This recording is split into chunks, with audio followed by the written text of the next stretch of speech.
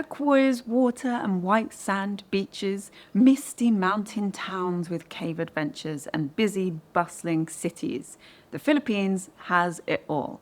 If you're planning a trip to the Philippines right now, you will be pleased to hear that you can get around pretty easily with English. So, is it even worth learning Tagalog? Hi, I'm Lindsay, a language learning expert passionate about helping you learn languages better. And in this video, I'm sharing 10 words to help you have a more enjoyable trip to the Philippines. First up, po. That's it, boom. End of video. This is all you need. Honestly, po is an amazing word. So, what does it mean? How do you use it? Po is a politeness marker added to the ends of words to make what you're saying polite. I arrived armed with my salamat po for thank you. I show up at immigration, I'm around for a few days, and no one else is saying this. No local is saying salamat po. Everyone is saying thank you po. My mum was absolutely blown. Hello po, thank you po, excuse me po. You can add po to everything in English.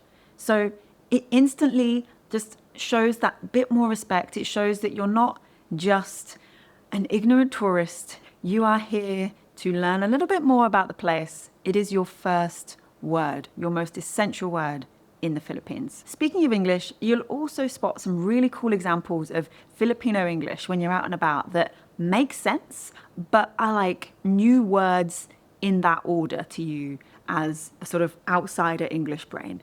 So for example, a block of apartments is being built and the sign underneath says soon to rise. Isn't that amazing? Soon to rise. Or you'll see a buffet and rather than all you can eat, it will say eat all you can, which to be honest, sounds like a threat. There's also a couple of abbreviations that are from English, but you'll typically see and hear as their abbreviated form. The first one is CR, which stands for comfort room. Can you guess what that might mean? It means toilet. Of course, people understand toilet, washroom, bathroom, but CR is often what you'll see on signs as well. So CR is one to look for. Another one connected to this is PWD, which stands for person with disabilities. So you'll most commonly see this, again, in toilets. The disabled toilet will say PWD. And of course, have the image that you can be understood whatever language you speak. Personally, I quite like this. I feel like person with disability kind of sounds like that's not your whole identity. It's something that is a part of you, but is not your whole you. And I quite like that compared to how disability is expressed in many other languages around the world. A Sari-sari store. So 7-Eleven is not that exciting in the Philippines. If you've been to Japan, Korea, Taiwan, that convenience store culture is really something special. In the Philippines, 7-Eleven, and you'll soon spot Sari-sari stores everywhere. So if you need a quick snack of ultra-processed food in ultra-bright packaging, you may as well buy it from a Sari-sari store instead of a 7-Eleven. It's like a local corner shop, and it's a great way to have interactions with local people and local business. Balut. So there are lots of food words in the Philippines that you will probably want to learn before you go, and you'll definitely learn while you're there. For example, adobo, lechon, sisig, lumpia, halo-halo, all worth exploring, trying, have a go.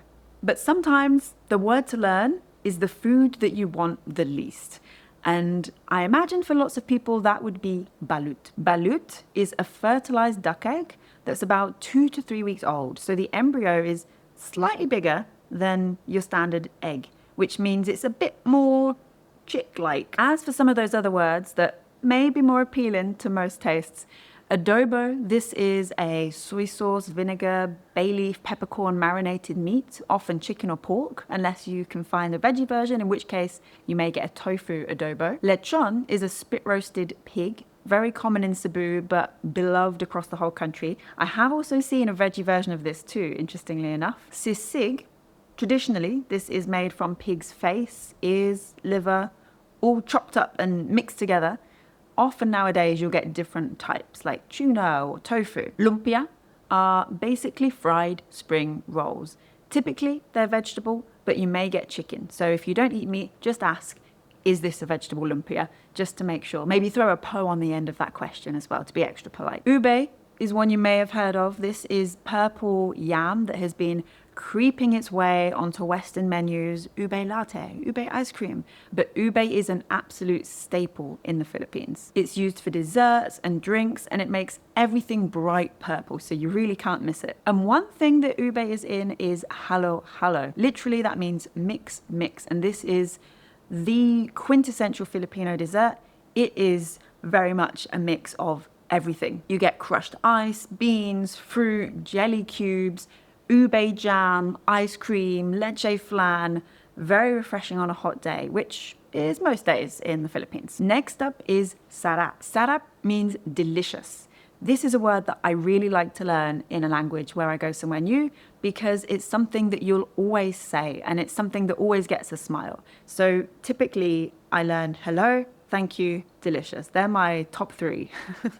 And they're the first 3 that I like to learn. And then I'll go on and learn more, because delicious, it's just a nice way to compliment the person that has made your food. One final food word, and a really important one that you will see everywhere, and that is buko. Buko means coconut. You'll see fresh coconut just waiting to be macheted open. You'll see coconut water in the 7-Eleven or the Sari-sari store. You'll see coconut flavored stuff everywhere.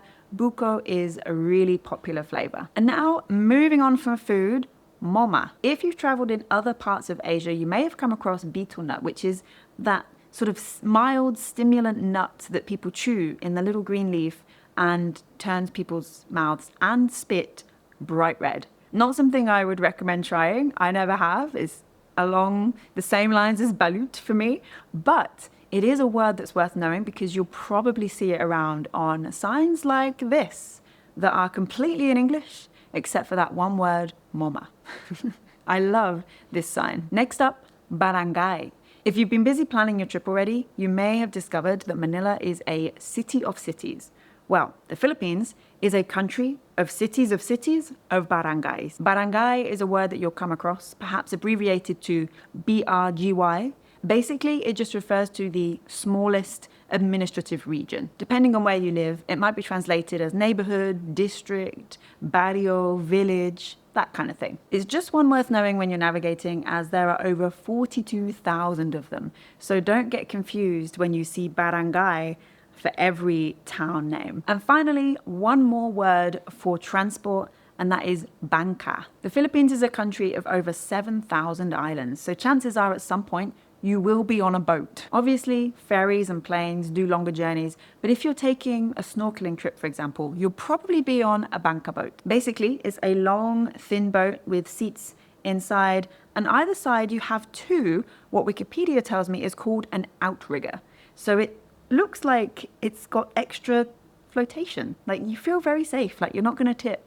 I kind of don't understand much about boats, but I don't understand why more boats don't have this. So there we go, a few words to look for, to listen out for, so that you can really enjoy your trip to the Philippines. I hope you have a great time, and if you'd like to learn more Tagalog or any language before your next trip, I highly recommend learning how to learn a language. I have a free video training to help get you started. It's called How to Finally Learn That Language, and it's available right now at lindsaydoeslanguages.com/free video. As always, thank you for watching, and if you enjoyed this video, please hit like, subscribe, and tell a friend so we can all learn languages better.